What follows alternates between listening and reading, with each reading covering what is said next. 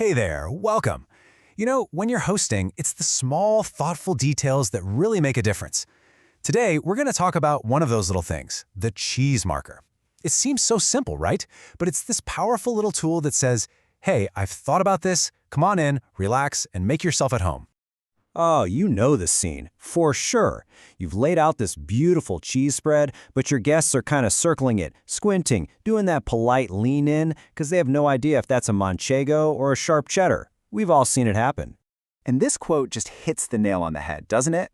That little pause, that moment of uncertainty, that's where the flow of a good party can just grind to a halt. You want people digging in and having a good time, not feeling like they're about to fail a pop quiz. So, what's the fix for this party-killing hesitation? Well, some things are classic for a reason. Let's talk about the elegant and, just incredibly useful silver-plated cheese marker. So what are these things exactly? Well, they're not solid silver, and that's actually a good thing. They're built on a nice sturdy base, usually copper or nickel, and then they're coated with a thin layer of silver. They got really popular back in the late 19th century as this classy, practical way to label all the new cheeses that were starting to show up everywhere. And this is where you can really see how they stack up. I mean, sure, plastic is easy to clean, and slate's got that rustic farmhouse look, but they just don't have the same staying power. Silver-plated? We're talking high durability. These things can last a lifetime, and they have this professional vintage look that just feels special. Yep, you might need to polish them now and then, but hey, that's part of their charm. And let's be clear about something. You're not buying these as some kind of precious metal investment. That's not the point at all. Their real value is in their history, their craftsmanship, and just their simple, powerful usefulness. Think of them as really well-made tools for hospitality.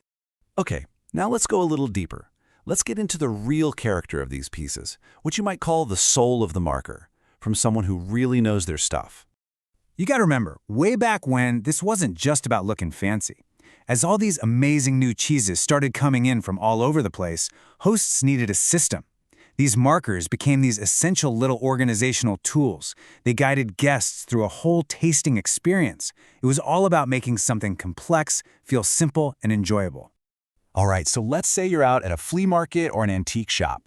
How do you spot a real quality piece? First, flip it over. Look for any little stamps or maker's marks. And here's the real key. Look for the letters EPNS. That stands for electroplated nickel silver. It tells you the marker has a solid nickel silver base, and that's what gives it that satisfying weight, that heft. And you can really feel the difference, A genuine vintage piece feels substantial in your hand. It makes this solid thud when you set it on the board, and it's sturdy enough for a hard block of aged cheddar. A lot of the modern ones, on the other hand, just feel light and flimsy, almost tinny. The quality is something you can literally feel. Okay, now for my favorite part. This is a little insider term that's going to completely change how you look at these old pieces. Let's talk about something called bleeding. Bleeding is what happens when the silver plating has worn down just a bit on the prongs, and you can see the yellowish brass or the gray nickel underneath. Now, you might see that and think, oh, it's damaged, but it's not a flaw. It's a badge of honor. It's proof that this little tool has been used and loved at countless parties and family dinners. It has earned its character. Okay, so you've found a set you love, you've brought them home. Now for the practical side. How do you actually use and take care of these things? Here's your tactical guide. So here's the game plan. Super simple. Before the party, give them a quick polish with a gentle silver cream, not those harsh chemical dips. When you're setting up, stick them toward the back of the cheese so your guests can still easily slice the front. If you have a really soft brie, maybe pop it in the fridge for a few minutes first so the marker stands up straight. And when the party's over, a quick hand wash is all they need. Never, ever the dishwasher. Let's run through a few common questions real quick. Got a cheese that's just too soft? No problem. Just stick the marker in the board right next to it. Not sure if it's the real deal? Look for those little stamps like EP or silver plate. And are they food safe? Yep, absolutely.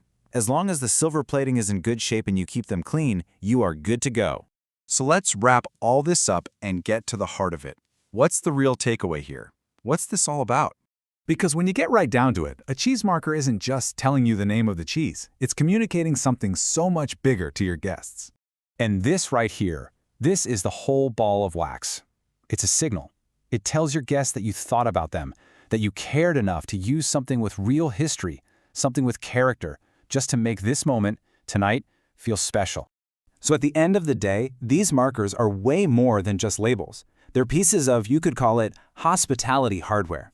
They've got a story, they've got a satisfying heft, and they quietly tell everyone at the table that this moment, right here, is an occasion. And that kind of leaves us with a final thought to chew on. This isn't just about cheese markers, is it? It's really about how we create experiences for people we care about. So the real question is, what small details are you going to use to tell your story and make your next get-together special? Thanks for hanging out with me today.